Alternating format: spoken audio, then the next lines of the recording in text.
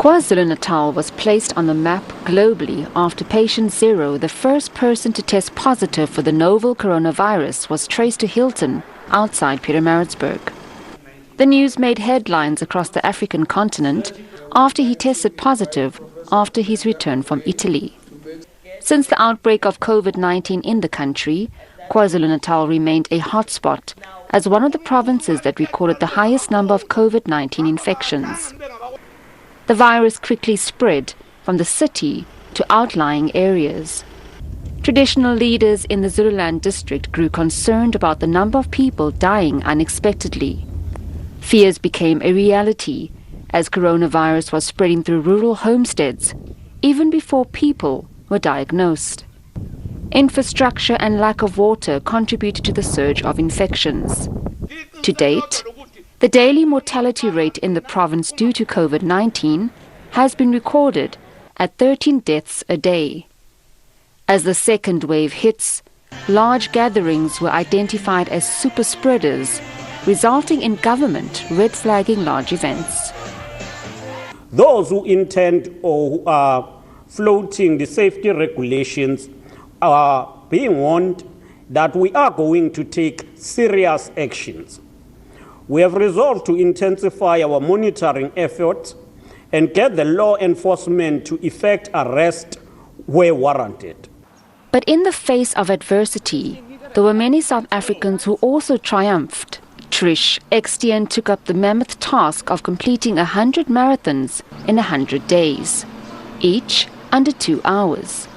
She set the goal to offer hope to those who were facing various physical and mental challenges during the lockdown. And amid great despair, there was hope. Several denominations in KwaZulu-Natal joined hands to fight hunger. Food relief consisted of hampers of basic food staples and hygiene products. While the country battled with COVID-19, the scourge of gender-based violence reared its ugly head. A serial killer was also on the prowl, south of Durban. The discovery of several women's bodies in Umthwalume sent shockwaves across the country. The relatively sleepy seaside village became the talk of the town as more women's bodies were discovered in sugarcane fields. The alleged culprit, Mafuta Koma, was linked to at least 4 victims. But according to the locals, he could have killed as many as 8. Mafuta Koma killed himself under questionable circumstances, inside holding cells, just hours before his appearance in the Umzumbe Magistrates Court. In his house we found women's underwears, bloodstains and his victim's cell phone. It is then that I suspected his girlfriend Zodwa could have been his victim. Her decomposed body was found in the forest, just like the recent bodies were found there. In the political arena, 2020 was said to be an eventful year on the political calendar. Politicians and the respective parties were on track with plans and programs. But in March, when the coronavirus hit, everything came to a standstill. Most political programs were put on hold.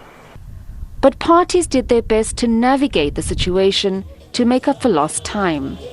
It was the ANC in KwaZulu-Natal that once again dominated the headlines. Former President Jacob Zuma's corruption case linked to the 1990s arms deal went from postponement to postponement, largely due to COVID-19. And the ongoing saga of the former eThekwini Mayor Zandile Gumede continued. The ANC caused a fury when she was elected to the provincial legislature, while still facing corruption and fraud charges. Then came the much-debated resolution by the ANC for all its members implicated in corruption to step aside and appear before the Integrity Commission.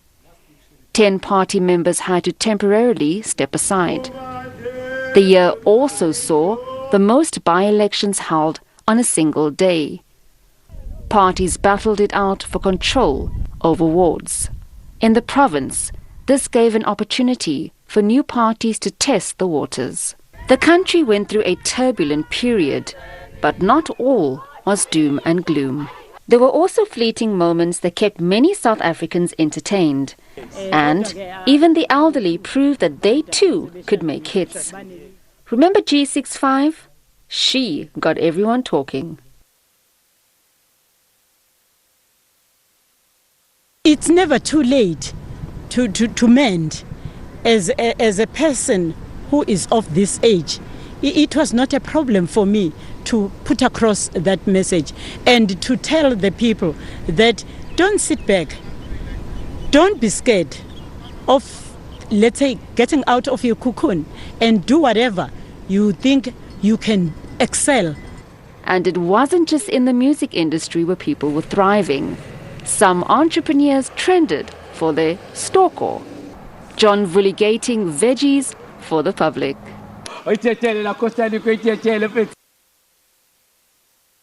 Despite the tumultuous year, which has seen many highs and extreme lows, the spirit of resilience burns brightly.